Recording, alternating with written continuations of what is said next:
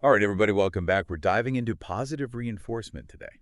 Oh, I like this one. Yeah, Yeah, this is a good one. it's something I think we all think we know a lot about, Yeah, but I think when you really start digging into it, absolutely. it's really fascinating. Absolutely. And, it's one of those topics, too, that I think has kind of been, I don't know if watered down is the right word, but I think it's easy to oversimplify. Totally. And so I'm excited to kind of go deep on it. Yeah, and I think this will be a good one for folks, even if you've heard the term positive reinforcement, Right. because, like you're saying, it's really easy to oversimplify it. So Totally. we're going beyond the gold stars and the good job sort of high fives. Right. It's really about understanding what makes people tick, and then how to use those insights to create positive change. I love that. And what's so fascinating is how much the research supports that, right? Like when we go beyond just like the surface level rewards, Yeah. we really start to tap into what is that intrinsic motivation, that drive that really makes someone want to learn or achieve something. That's where the magic happens. Yeah, and how do we do that? Right. That's the question. So Exactly. how do we do that? What's like the first layer? Well, I think, a good place to start, and a lot of the research pointed to this, is this idea of moving from just general praise to very specific praise. So instead of just saying, good job, really try to hone in on the specifics of what it is you're actually praising. Right. Hmm. So let's say, for example, someone is showing a lot of perseverance. Maybe they're struggling with a task, but they're sticking with it. Instead of just saying, good job, you might say something like, wow, I am so impressed by how much you persevered through that challenge. You showed some serious grit there. Okay, so it's like you're really shining a spotlight on the specific behavior that you want to see more of. Exactly. And the beautiful thing about that, too, is it helps that person really internalize it, right? Yeah. It makes them feel seen, and it makes them understand, okay, this is what I did well. And that just reinforces that behavior and makes them much more likely to repeat it. And you're not just like throwing out general compliments. They're Exactly. really focusing on what they did. Exactly. You're giving them that specific feedback. And I think it just helps foster this growth mindset where, effort and learning are celebrated. And it really helps kind of shape their understanding of what it means to do something well, right? Totally. So we've laid this foundation with specific praise. Yes. What's the next level?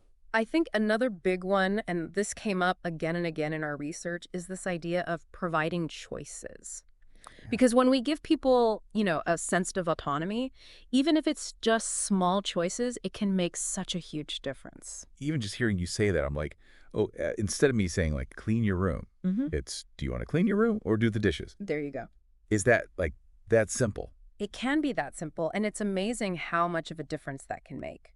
Wow. Because you're shifting the dynamic, right? It's no longer this demand, it's a collaboration. Yeah. And I think for children especially, and even for individuals who, maybe feel a little bit overwhelmed or restricted, when you give them those choices, it just makes such a big difference. All right. So it's not just about getting the thing done. No, It's about it's about so much more than that. giving them that power. Empowering them, exactly. It's about cultivating that sense of ownership and that sense of autonomy, which are incredibly motivating, right? Yeah. And speaking of things that make people feel empowered, Mm-hmm. I loved when we were looking at the research on this stuff about attention, positive attention and quality time. Oh, huge. I was like, oh man, I'm like totally guilty Right? of not giving that enough. Oh. Even, I think a lot about like, Sure. even family dinners and stuff. And I'm like, am I really present or am I, checking my phone or whatever? Yeah, it's something we all struggle with in this day and age, right? But it was interesting because so much of the research really highlighted how important that positive attention and that quality time is. And it's not just, a nice to have. It's actually a really powerful form of reinforcement. Yeah. It's about nurturing those relationships. It's about promoting well-being. It's about creating those little pockets of connection throughout the day where you're really present and engaged with the other person. Yeah. And I love that they gave some really nice concrete examples of this too. Yeah, absolutely. Like I was reading about this and they were saying things like, even just having like a daily ritual, Right. like whether it's reading a bedtime story together or just having a chat about like what was the best part of your day or, planning a special outing or, family game night once a week, things like that. It's those simple things, but they make such a huge difference. Yeah. Right. because it's that dedicated one-on-one time. It's that undivided attention. Yeah, And, it really speaks to that fundamental human need for connection and belonging. totally. And when those needs are met through these positive interactions, it creates a sense of security. Yeah. It strengthens that bond between individuals. And that in and of itself is incredibly reinforcing on an emotional level. Yeah, it's huge. It is. So we've talked about the power of connection and spending time and really being present with people. Right. So let's go somewhere else with this. Okay. Let's talk about token economies. Okay. And I know, like, when I hear token economies, I think like, Wall Street. yeah, exactly. Like, what is this? But actually, Yeah, no, it's way more relatable than yeah. that. And it can be a lot more fun, too. Okay, so, like, what is a token economy in practice? So basically, it's any type of system that you're using where you have like these visual aids and tangible rewards to kind of help motivate and track progress. Okay. So think like sticker charts or point systems, Yeah. maybe even like a marble jar where every time, someone does something good, you add a marble to the jar. Okay, but isn't that just bribery? So that's what a lot of people think. Yeah. But it's actually a little bit different, and here's why. When we think about bribery is really about getting someone to do something that they don't want to do. Right. And it's often like this immediate gratification type of thing, whereas with a token economy, it's more about motivating those desired behaviors over time. Yeah. It's really about providing that framework, those clear expectations, and those rewards for that consistent effort.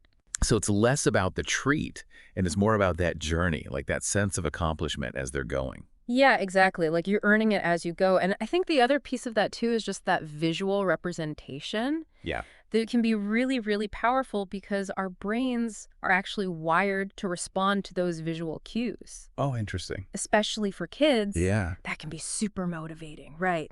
Because they see that instant feedback. Right. So it's almost like you're gamifying those good behaviors a little bit. I love that, right? Right. And it taps into that reward system. Yeah. You get that little dopamine hit, and that makes the whole process more enjoyable, and it just makes you, want to keep going. Totally. Yeah, that makes sense. Right. Okay, so that's really interesting because we talked about how important, visual aids can be for this kind of thing. Yeah. But now we're switching gears and talking about something way more subtle, Right. modeling and vicarious reinforcement. Yes. This is a really interesting one. Yes, this is where it gets really fascinating because we're talking about, how observing others can actually shape our own behavior. So like the whole monkey see, monkey do. Exactly. Exactly. So like a deeper level. Yeah, but on a much deeper level because it's not just about mimicking, it's really about internalizing those behaviors and attitudes, especially from people we admire or who we see as authority figures. Oh, interesting. And, the research had so many good examples of this. Like, imagine a young child who sees their parent handling a stressful situation really calmly. They're not even realizing it, but they're picking up on those coping mechanisms. Yeah, wow. Right. Or, maybe a teenager sees a friend get praised for being honest. Yeah. Suddenly, honesty becomes a more appealing quality. So it's like we're always sending out these invisible signals to each other. Yes, exactly. And we're receiving them. All the time. And those signals have the power to really shape those behaviors and those attitudes around us. It's like we're all connected, We are. We're all influencing each other. Yeah, and like shaping each other even if we don't realize it. And that's why it's so important, I think, to be really mindful of our own actions. Yeah. Like what are those messages that we're sending, whether we mean to or not? Right, because if you want to see more kindness, more empathy in the world, you got to be that. You got it. Be the change you want to see. Right, exactly. It's so funny because it's like, oh yeah, that cheesy little saying, but Right. But there's like real science behind it. It's like it's backed up. So as we're like kind of, coming up on the end of our deep dive here on positive reinforcement, Yeah.